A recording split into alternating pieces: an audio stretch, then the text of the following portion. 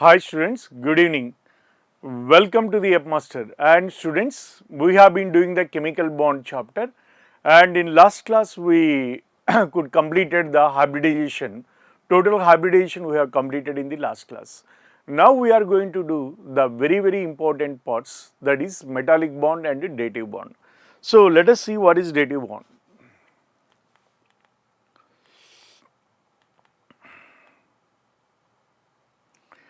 Right students, dative bond, generally if you if you recollect the formation of covalent bond, actually in case of covalent bond what happens is,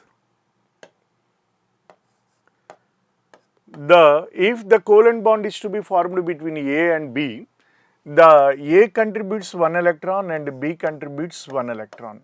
Therefore what happens, one electron pair is formed between A and B, which are mutually shared between the both the atoms, like this.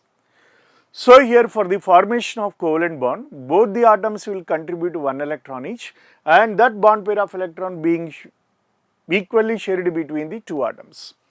And whereas in the case of dative bond what happens, the electron pair will be contributed by only one atom.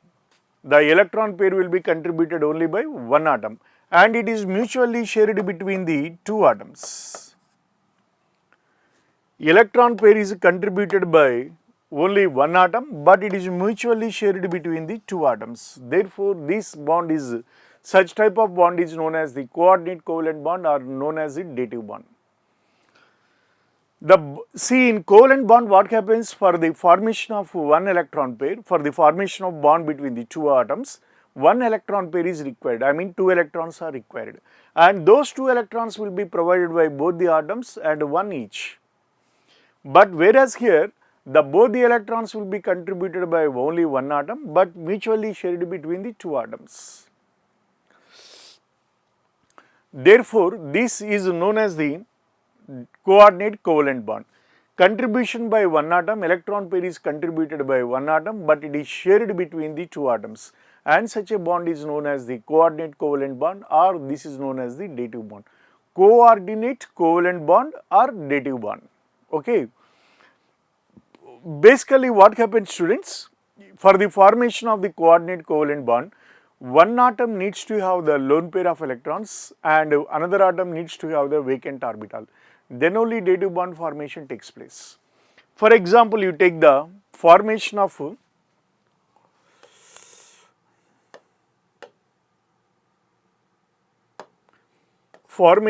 ammonium ion.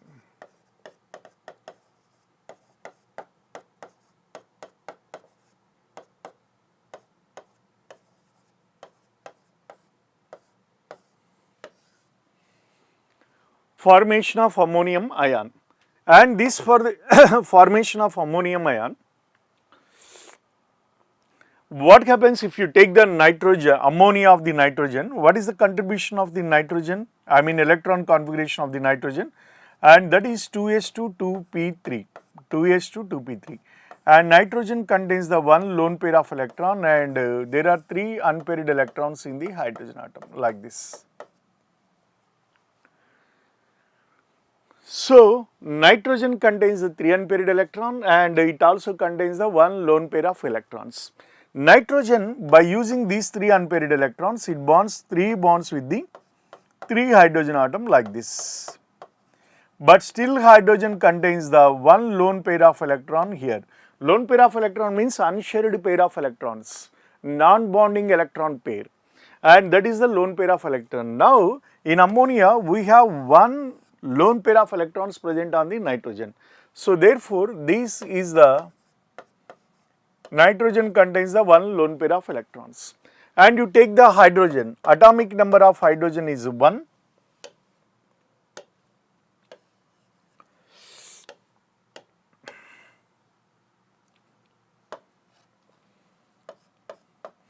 Atomic number of the hydrogen is 1 and its configuration is 1s1, 1s1, and when it becomes the H plus ion, and this becomes 1s0 and it contains the vacant orbital, So if you take the H plus ion, students, H plus ion which contains the vacant orbital.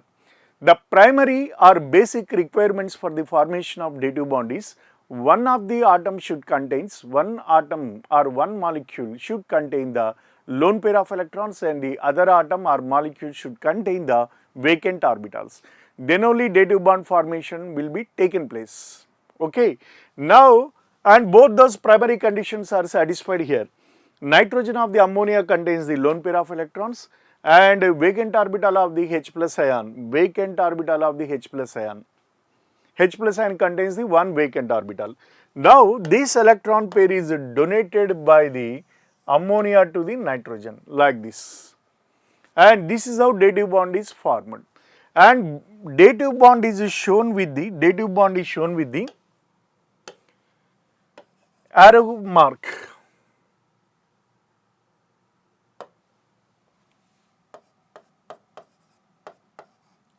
Dative bond is shown with the arrow mark like this. Electron pair is donated to the H plus ion. So what happens here, students? Dative bond is shown with the arrow, and this dative bond should be shown from the donor to acceptor. Actually, during the dative bond formation, one electron is donating the electron pair, right? And the other atom is accepting that electron pair. The atom that is donating the electron pair is known as the donor. And the atom that accepts the electron pair is known as the acceptor. So arrow is shown from the ammonia to H plus, therefore from donor to acceptor. So during the dative bond formation, students, we will have one donor and we will have one acceptor. Donor will have the lone pair of electrons and acceptor will have the vacant orbital. During the dative bond formation, donor donates its electron pair to the vacant orbital of H plus ion. So this is how dative bond is formed. But students, after the formation of the dative bond, absolutely there will be no difference between the covalent bond and coordinate covalent bond. Suppose here NH3 nitrogen is donating one electron pair to the one H plus ion and forming the coordinate covalent bond with the one hydrogen, and therefore it forms the ammonium ion. Basically what happens here, the one which donates the electron pair will contain the positive charge and the one which accepts the electron pair will contain the negative charge. As nitrogen is donating its lone pair of electrons, it will get the positive charge, and H plus ion, as it is accepting the electron pair, it will get the negative charge, and plus and minus will get neutralized. Therefore, we will show it as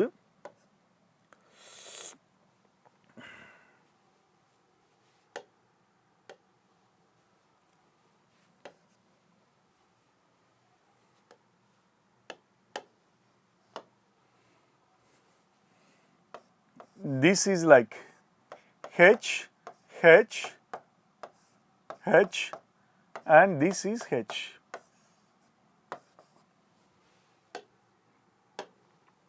Plus ion.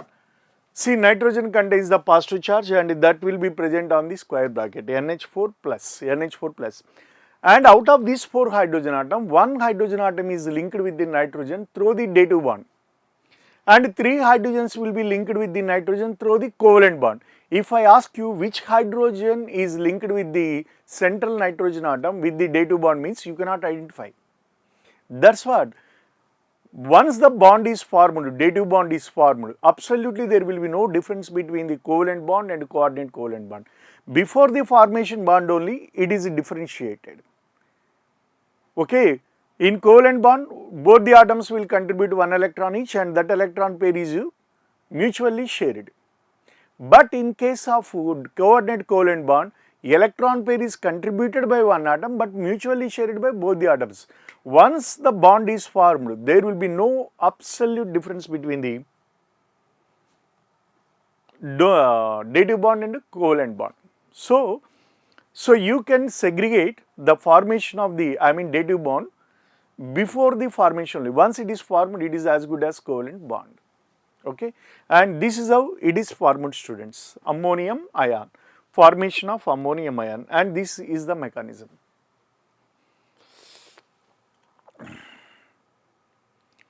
Now all the 4 bonds are equal. Now you cannot segregate the atom, or you cannot find the atom which is linked with the nitrogen atom through the dative bond. Okay, that's what. Once it is formed, there is no difference between the dative bond and covalent bond. And this is how the formation of ammonium ion takes place. Now let us see the formation of ammonia boron trifluoride. Formation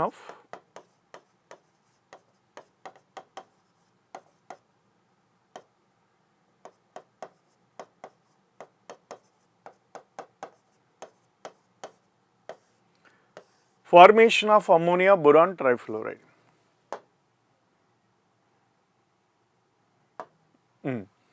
See, as just now, if you take the boron trifluoride,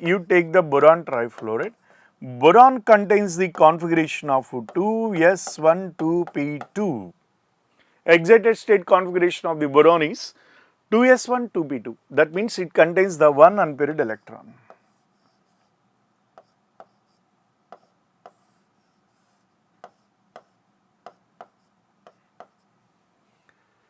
(2s1 2p2). So by using 3 electrons, boron forms 3 bonds with the 3 fluorine atoms.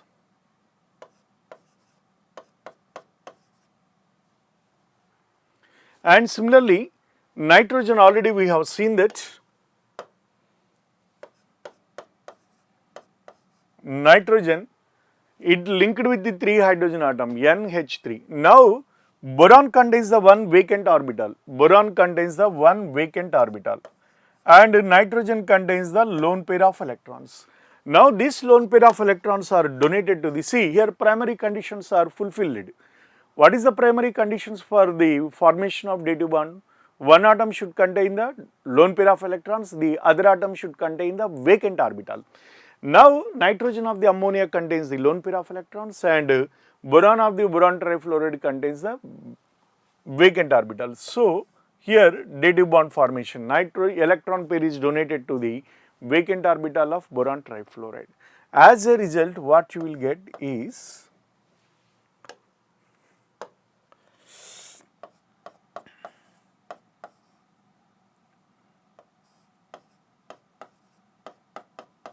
like this. This is how it is formed. Actually, it will contain the plus and it will contain the negative. Because it is donating the electron pair and it is accepting the electron pair, it is plus and minus. Overall, it is a neutral. That's the reason why we are not showing the plus and minus there. While writing the NaCl, we don't write it as, we write it as a neutral compound only, no, because it contains Na plus Cl minus, but we don't show them. Similarly here, NH3, by donating the electron pair, it gets the positive charge.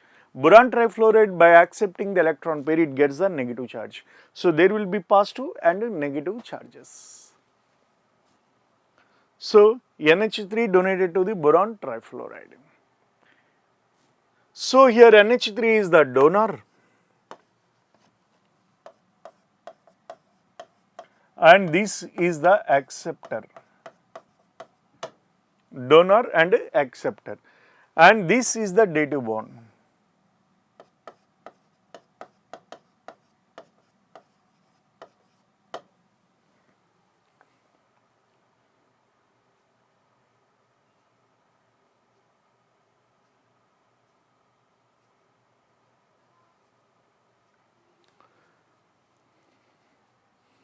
This is how it is formed, students, dative bond, donor, acceptor and dative bond, and this is the formation of ammonia boron trifluoride.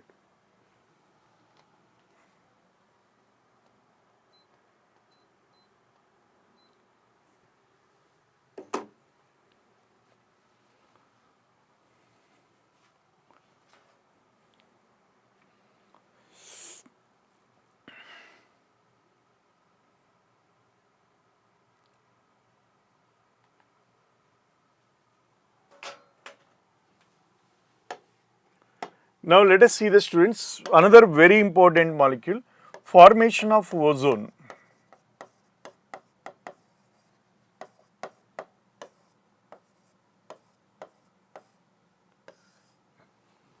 formation of ozone. Basically, student, if you take the oxygen electron configuration, this would be 2s2 2p4, 2s2 2p4. Already we know that. That means one lone pair of electrons, I mean non-bonding electron pair in the s orbital and one more electron pair in the bonding orbital, and there are two unpaired electrons. So, here we have oxygen atom, and here let us say here one more oxygen atom, and each oxygen contains, as per these, two lone pairs. I am showing like this, two lone pairs, and this is two lone pairs, and here there are two lone pairs like this, and each oxygen contains the two unpaired electrons.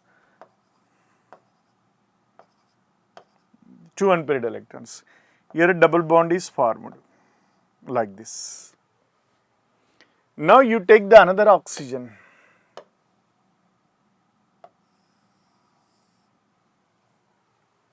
And there are two unpaired electrons in the adjacent orbitals, and in one oxygen atom, these two unpaired electrons will get paired.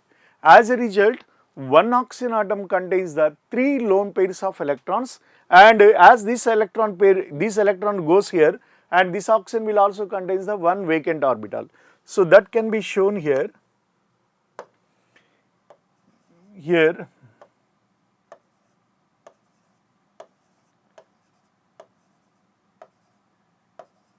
And these are the three lone pairs. And student, here you have one vacant orbital. Now this oxygen donates its lone pair of electrons to the vacant orbital of oxygen like this. Therefore, students, you will get a compound like this: oxygen, double bond oxygen, and like this. And if you see the lone pair of electrons, and this will contain the two lone pairs of electrons, but this contains the only one lone pair of electron, whereas this oxygen atom contains the three lone pairs of electrons. So ozone contains the one dative bond. Here donor is also oxygen, acceptor is also oxygen, and this is how the ozone molecule is formed, the formation of ozone.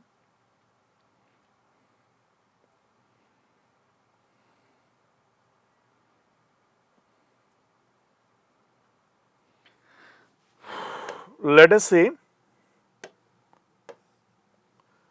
and this is the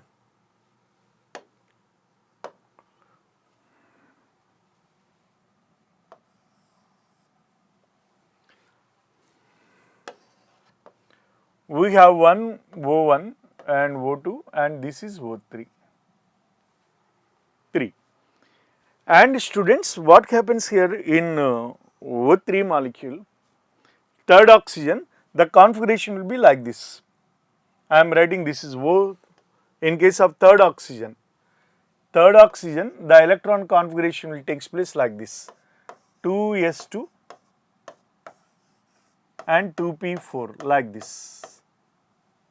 This is the electron configuration of one oxygen atom. For 1 and 2 oxygen atom, this is the electron configuration, and this is how ozone is formed. See here.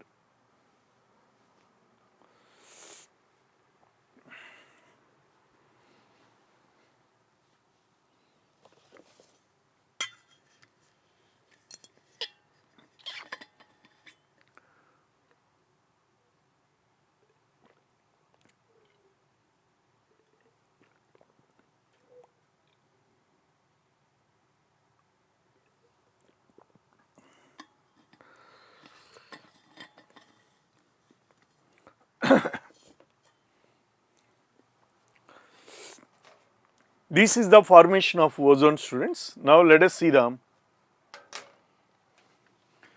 formation of a complex compound. This is very, very important. Formation of a complex compound. Formation of a complex compound. A complex compound exists because of the presence of dative bond only. If there is no dative bond, there will be no formation of complex compound. Complex compounds will exist only because of the formation of dative bonds. For example, you take this one. Example, nickel tetrachloride, NiCl4 2 minus. This is a complex compound. Whatever it is written in the square brackets, and that compound is said to be the complex compound.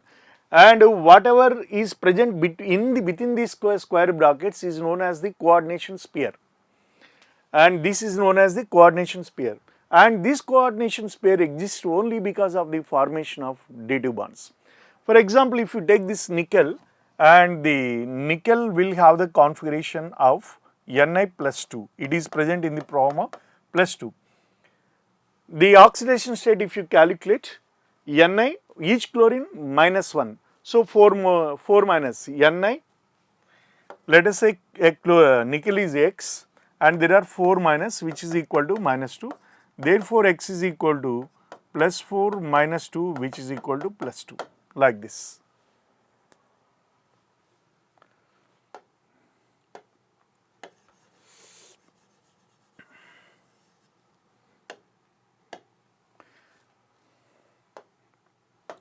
Ni plus 2. Ni plus 2 is the configuration of 3D8,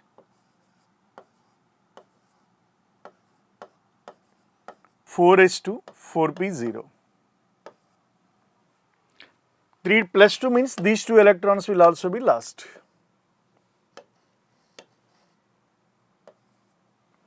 3d8, 4s0, 4p0. 3d8 means it will be like this.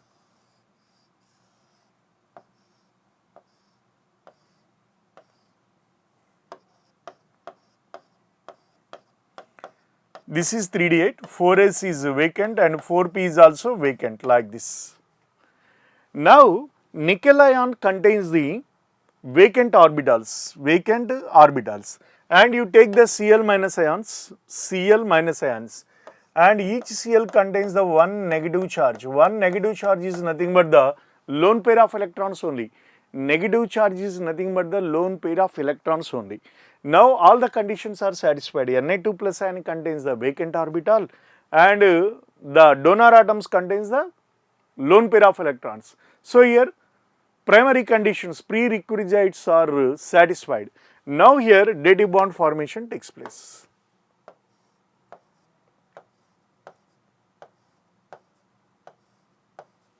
Like this. So here you will have a compound like this, Ni2 plus Ni,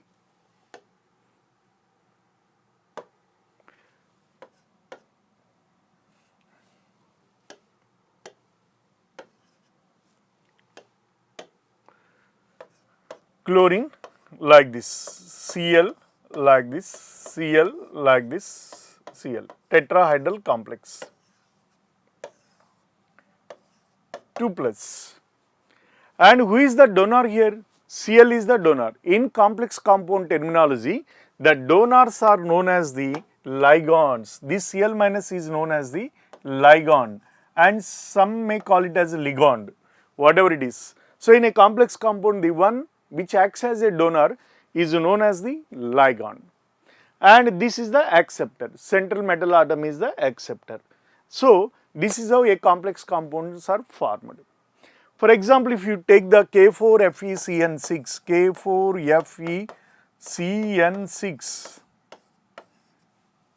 and what all that you have in this complex compound, that is nothing but the, and between iron and cyanide group, dative bond is formed. If you want, you can write down that.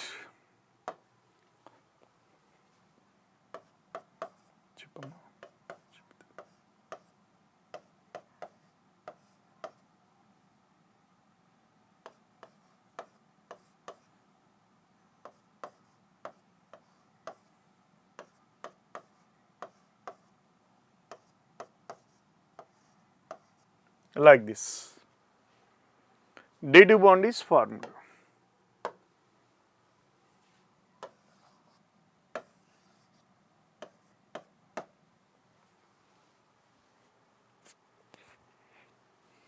and 4Ks will be written as 4K plus, like this. This is how dative bond formation. Here cyanidic group is nothing but the ligand. Cyanides are known as the ligands.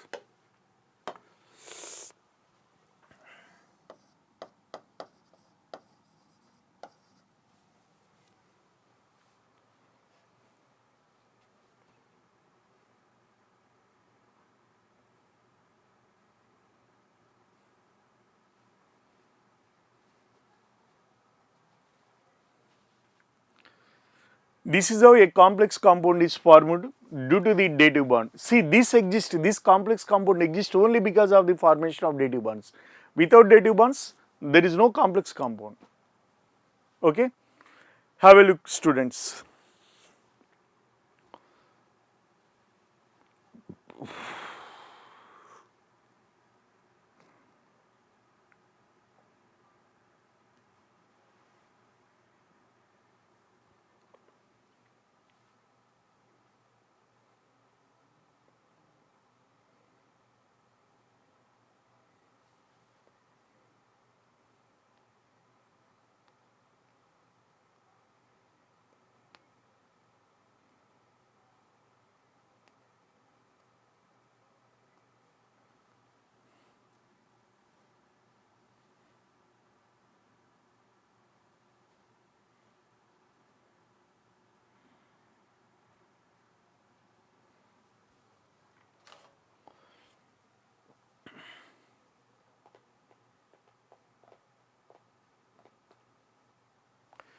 And students, if see the properties of the coordinate covalent bonds, generally the properties of the coordinate covalent compounds lie between the covalent compounds and ionic compounds. Because formation of dative bond will provocate the positive charge on the donor atom and negative charge on the acceptor atom. So because of the plus and minus, it also contains the little bit polarity. I mean, it contains the polarity, therefore it contains the ionic nature. But it doesn't have the ionic nature as much as the ionic compound generally will have. So the polarity of the coordinate covalent bond will lie between the covalent and ionic bond. That is the reason why the properties of the dative compounds, I mean coordinate covalent compounds, are lie between the covalent and ionic. The polar coordinate covalent bonds are soluble in, the polar coordinate covalent compounds are soluble in polar solvents like water. The polar coordinate covalent compounds are soluble in polar solvents like water. And just like coordinate covalent bond is also directional, it will have the rigid directional. As it contains the directional, it also exhibits the isomerism. All the complex compounds will exhibit the isomerism because the formation of dative bond is rigid and it is directional. As it is directional, all of them will show the isomerism. Ionic compounds do not show the isomerism because they are non-directional, but whereas covalent compounds show the isomerism because they are directional.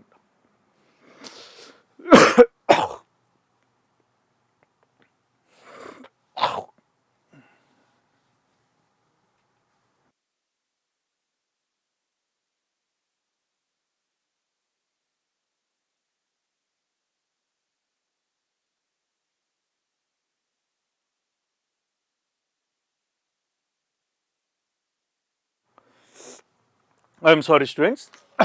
So this is how the dative bond. So here isomerism is possible. Ionic bonds do not show the isomerism because they are non-directional. But covalent compounds will show the covalent bonds are directional. That is the reason why the covalent compounds will show the isomerism. Now coordinate covalent bond, just like in the covalent bond, the bond is directional, therefore here also isomerism is possible. As they contain the polar attractions, the melting and boiling points will be generally higher than that of the covalent compounds but less than that of the ionic compounds. And these are the general characteristics of the coordinate covalent bond. The properties of the coordinate covalent compounds lie between the ionic compounds and covalent compounds because coordinate covalent compound will contain the polarity that lies between the covalent and ionic bonds. Donor atom will contain the positive charge, acceptor will contain the negative charge. So therefore it contains the polarity, but this polarity is less when compared to the pure ionic compound.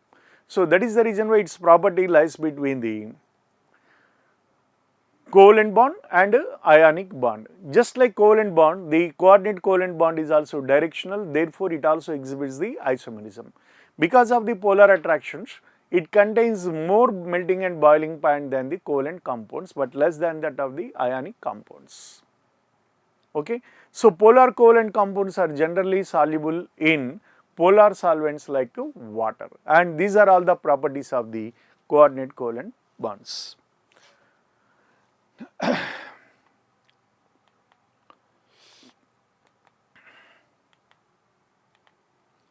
Right, metallic bond.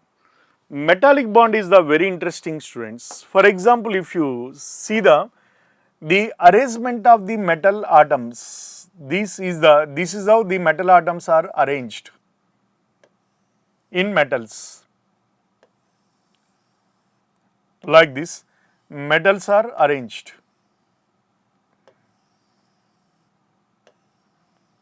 And this basic arrangement itself is known as the crystal lattice. The arrangement of the metal atoms in a metals is known as the crystal lattice. So therefore, this is the crystal lattice.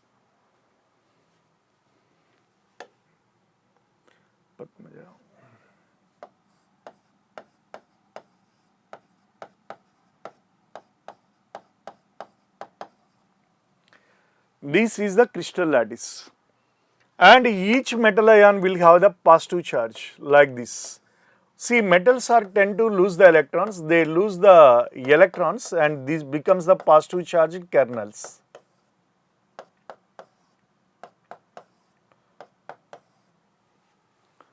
And all these electrons, see, metals are tend to lose the electrons, so by losing the electrons they become, all the metal atoms becomes the positively charged ions, and all the electrons that are being lost by the metal atoms become a group like this, they get accumulated and becomes a one group of electrons, and that is called free electron gas. Why we are calling it as free electron gas? And that electron gas will be moving throughout this crystal lattice freely. That is the reason why we call it as a free electron gas. And this is the free electron gas. Free electron gas. And these are the positively charged kernels.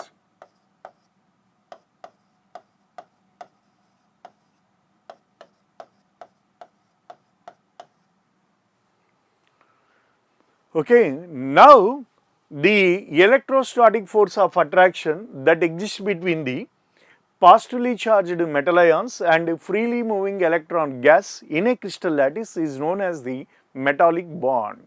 That is the definition of the metallic bond. The electrostatic force of attraction that exists between the positively charged cations and the freely moving electron gas in a crystal lattice is known as the metallic bond, and this is the example of the metallic bond.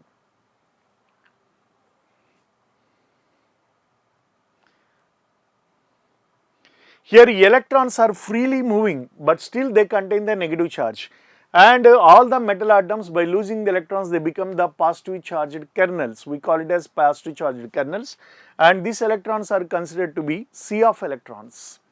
Now with these positively charged ions and this freely moving negatively charged electron gas, there will be electrostatic force of attraction, and that electrostatic force of attraction that exists between the positively charged metal ions and freely moving electron gas in a crystal lattice is known as the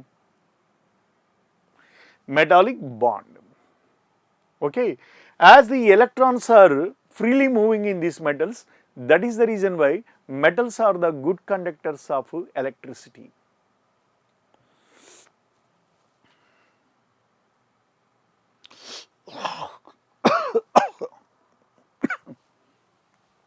See, as the metals are orderly arranged, the metals are good conductors of heat. Heat can flow freely from, because all the metal atoms are uniformly distributed. And because of the freely moving the electrons, all these metals are good conductors of heat and electricity, because they are conductors of electricity because of the free flowing of electrons. As the attractions between these metal ions and electrons is electrostatic attractions are very strong, they contain high melting and boiling points. High melting point and boiling point. Conductors of electricity.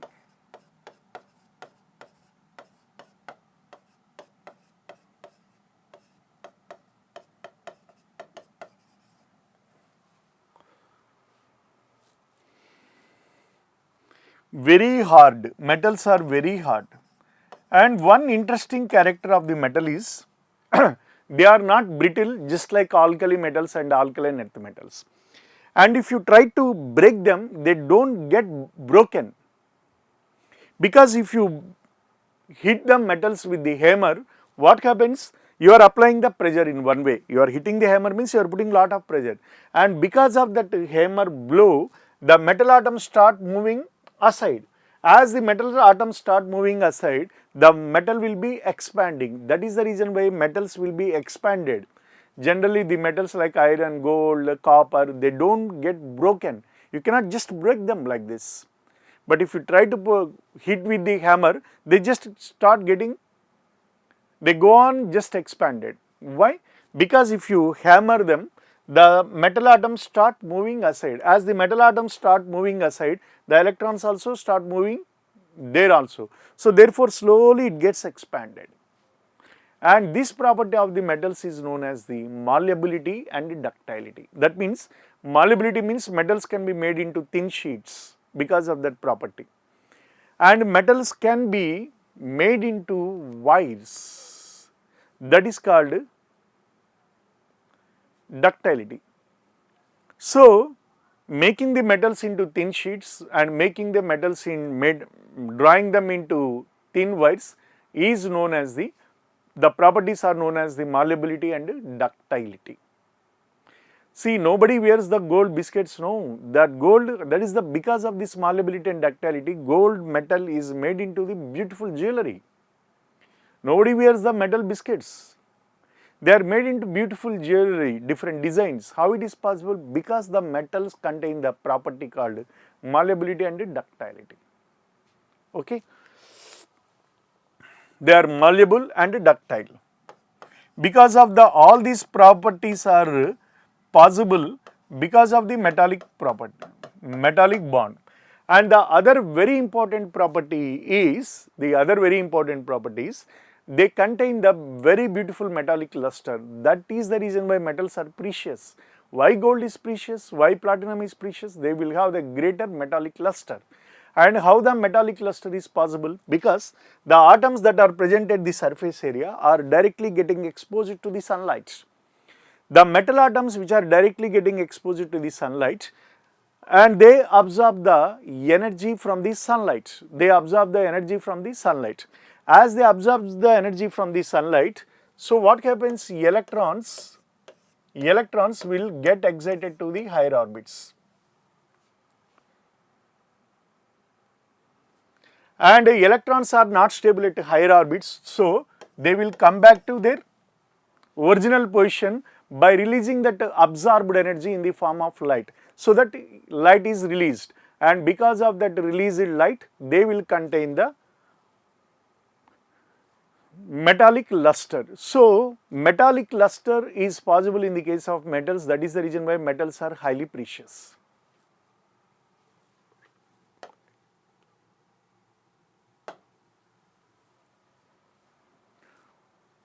The metal atoms which are present at the surface area are directly exposed to the sunlight. As they are directly exposed to the sunlight, they absorb the energy, sunlight. So therefore, the electrons present in the lower orbits get excited to the higher orbits. But electrons are not stable at the higher orbits, will come back to their initial position by releasing the absorbed light, by releasing the absorbed energy in the form of light. Therefore, they contain the metallic luster.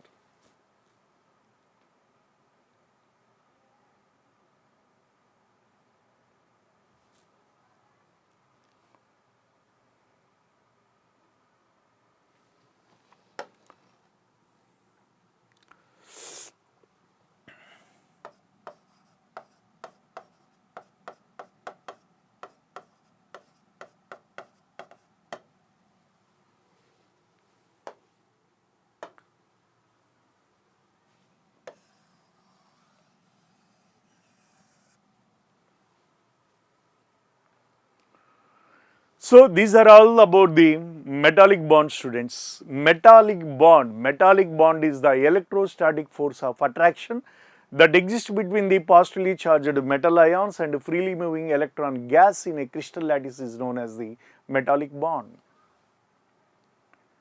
So because of this electrostatic force of attraction, this free electron gas and metal atoms are arranged. Otherwise, there is no bond between the metal atoms, no covalent bond, no dative bond. That is the no way that they are just bound together. And there cannot be ionic bond as well because all the metal atoms contain the similar charge. So how do we expect the ionic bond to be formed between the metal atoms? So how do they bond together? Because of this phenomena.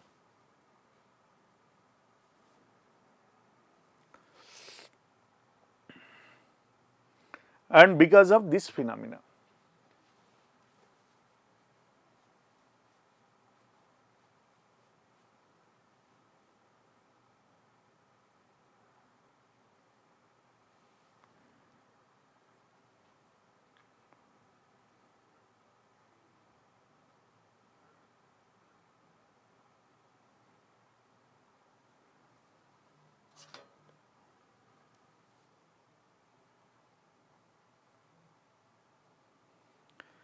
So the electrostatic force of attraction between the positively charged metal ions and freely moving electron gas in a crystal lattice is known as the metallic bond. And because of this metallic bond, metals will contain the malleability and the ductility. Metals contain the metallic clusters. I explained the phenomena. The atoms present at the surface area directly get exposed to the sunlight. So therefore they absorb the sunlight, and because of that absorption of the sunlight or energy, electrons are excited to the higher orbits, not stable at the higher orbits, will come back to their initial position by releasing the energy, absorbed energy in the form of light. As the light is released, they contain, that is seen as a luster. So that is called a metallic cluster. Greater is the metallic cluster, greater is the precious of the metal. That is the reason why gold is so much cost. That is the reason why platinum is highly cost.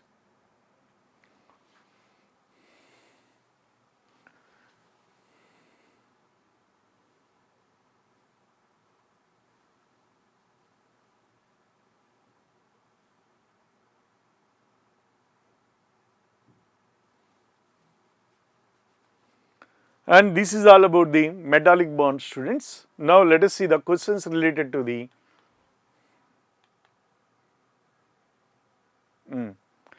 right. Coordinate linkage is formed by the transfer of one electron from one atom to the other. This is wrong. Coordinate bond cannot be formed by the transfer of electron from one atom to another atom. If transfer of electron takes place from one atom to another atom, then that bond would be ionic bond, but here ionic bond is not possible. So what bond is possible is, so this is not the correct option for the formation of dative bond. Second, by the loss of one electron of each from both the atoms. By the loss of one electron of each from both the atoms, there is no point. If both the atoms lose one electron, there will be two cations. Between the two cations, there is no formation of dative bond. This is also wrong. By sharing of one electron from each atom, no, by sharing of one electron from each atom will lead to the formation of the covalent bond. So so answer would be none of this.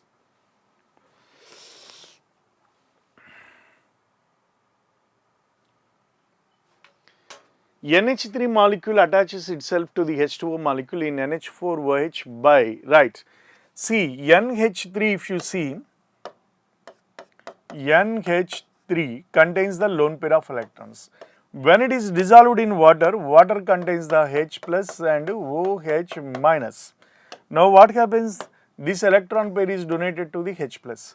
As a result, what you will get? NH4 plus and OH minus. And NH4 plus ion exists because of the coordinate covalent bond. So here answer would be coordinate covalency.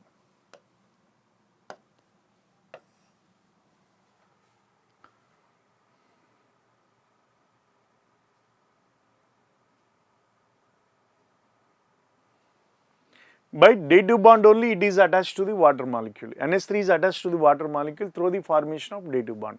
So therefore this is the coordinate valency.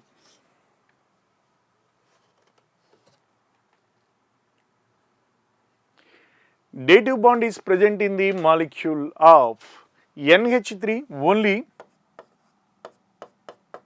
like covalent bonds are present, and here you have one lone pair of electrons. Boron trifluoride, if you take, this is the planar trigonal, and PC alpha if you take,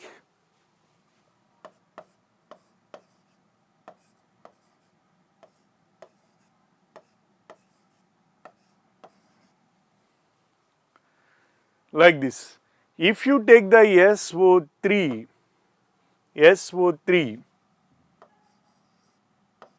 like this is the SO3 and here dative bond formation here like this. So the answer would be, students, B. Dative bond formation is possible in case of sulfur trioxide, and right in front of you all the four structures are here, and there is no dative bond in the case of NH3, BF3 and PCl5. Dative bond can be present only in the case of SO3 like this.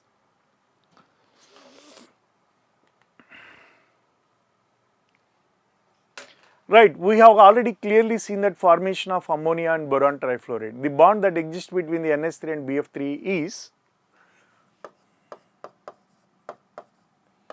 NH3 and BF3 is dative bond. So here answer is coordinate covalent bond like this. This is the form, and we have seen the formation of ammonia and boron trifluoride. Which of the following involves coordinate covalent bond? Actually, this is answer is not D, it was mistake. Answer is AlCl3, N-hydrous AlCl3. If you take the N-hydrous AlCl3, aluminum configuration, what is the configuration of aluminum? 3s1, 3p2. So that means aluminum contains the one unpaired electron and it also contains the two unpaired electrons in the p orbital like this, and it contains one vacant orbital. So aluminum it is bonded to the two fluorine atoms,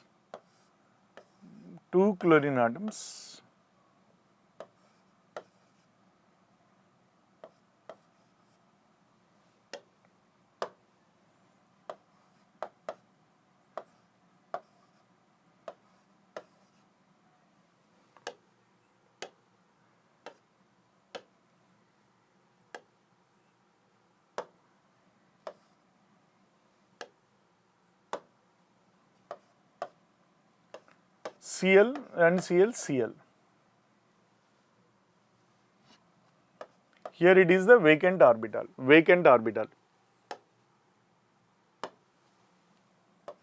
And each chlorine contains the three lone pairs of electrons. Here also chlorine contains the lone pair of electrons, and this is donated here, this is donated here. That is the reason why AlCl3 exists as a dimer like this. Here also this continuous chain will be formed. So in the N-hydrous AlCl3 this is possible. So dative bond formation is possible. So answer would be AlCl3, provided if it is N-hydrous. In aqueous it will be ionized as Al3 plus and 3Cl minus ions. N-hydrous AlCl3 dative bonds formation is possible.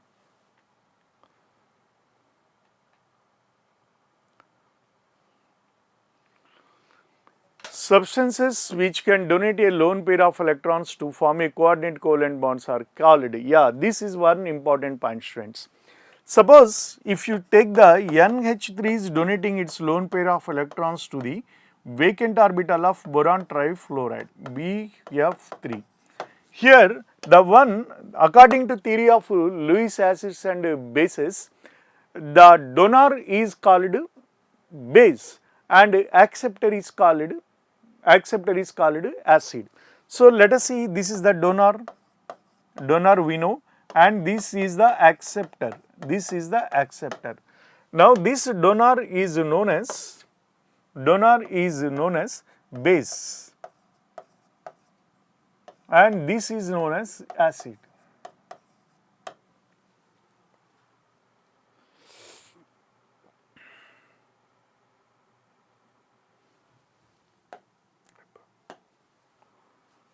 So, substances which can donate a lone pair of electrons to form a coordinate covalent bonds are called bases.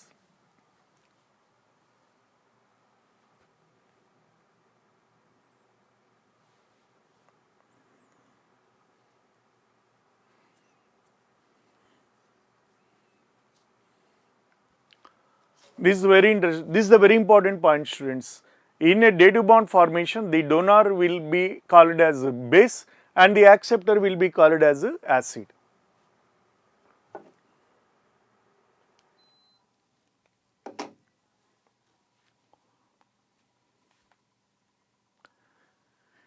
A coordinate bond is formed by transfer of electrons, by sharing of electrons, by donating electrons. Yes, by donating electrons only it is possible.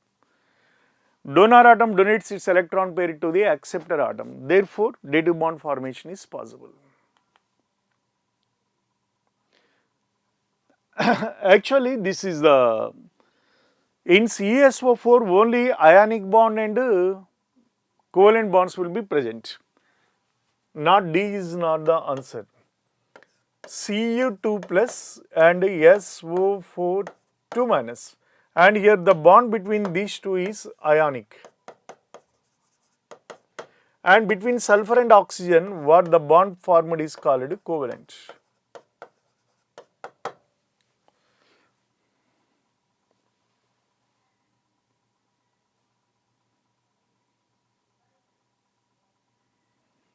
Like this. So, here the answer would be it contains only the ionic and covalent bonds.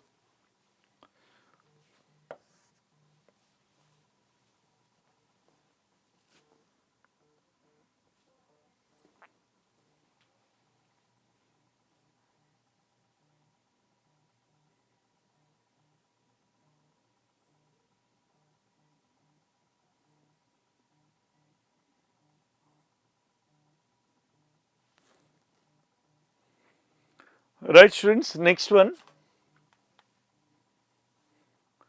Both ionic and covalent bonds are present in NaOH. Yeah, that is correct. Between Na plus and OH minus, ionic. Between oxygen and hydrogen, covalent. So, both ionic and covalent bonds are present in the case of NaOH.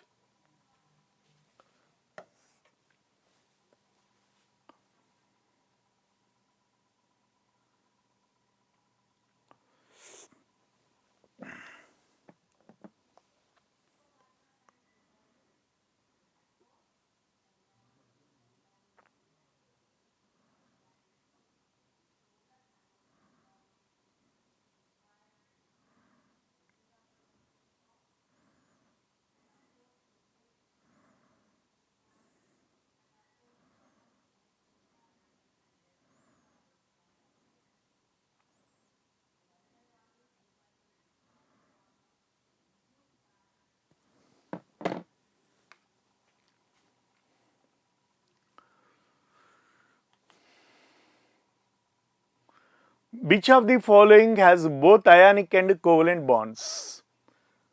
Right, the answer would be ammonium chloride, because between the nitrogen and hydrogen, covalent bonds are there like this, and this is the plus and this is the Cl minus. Between these two, ionic bonds are there and this is ionic bonds are there. Between nitrogen and hydrogen, we have the covalent bonds. So, this is the compound which contains the ionic as well as the covalent compounds. Answer would be NH4Cl. In which of the following ionic, covalent, coordinate bonds are present? And actually here sodium cyanide contains only the, and this is also wrong actually, sodium cyanide contains only the ionic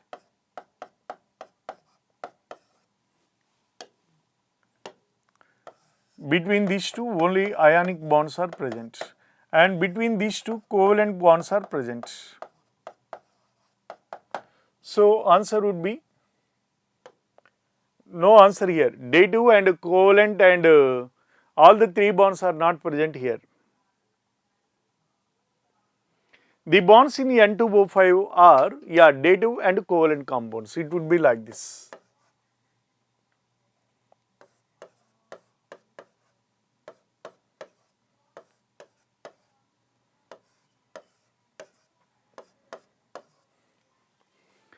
This is the structure of N2O5, which contains the covalent bonds as well as the dative bonds. So the answer would be B, covalent and dative bonds. Very important. And this arrow is nothing but the dative bond only.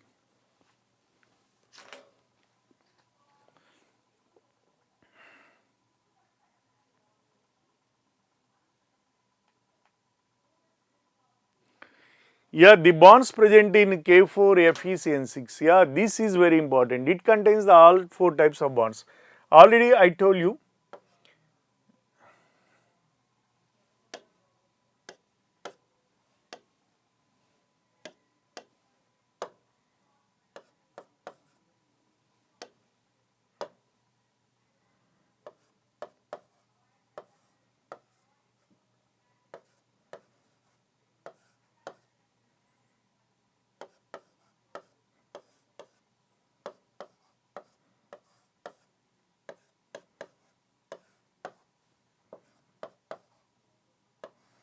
Like this.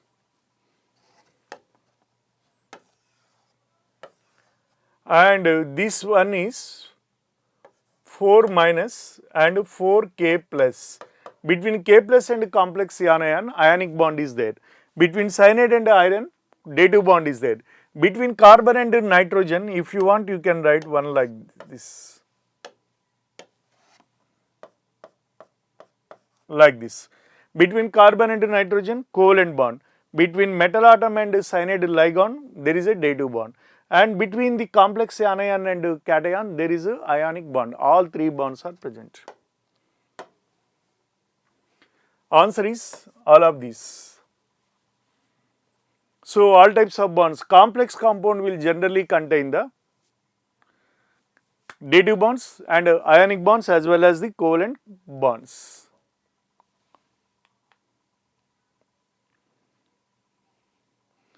Which of the following contains both covalent and ionic bonds? Answer is ammonium bromide, because between the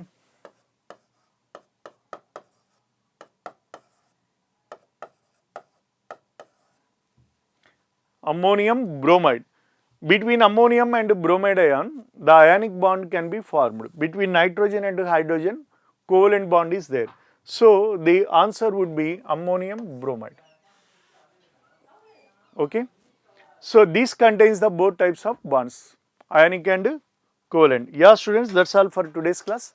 And in next class, we'll come up with some other new concept. Okay. Till then, have a nice time and have a safe time.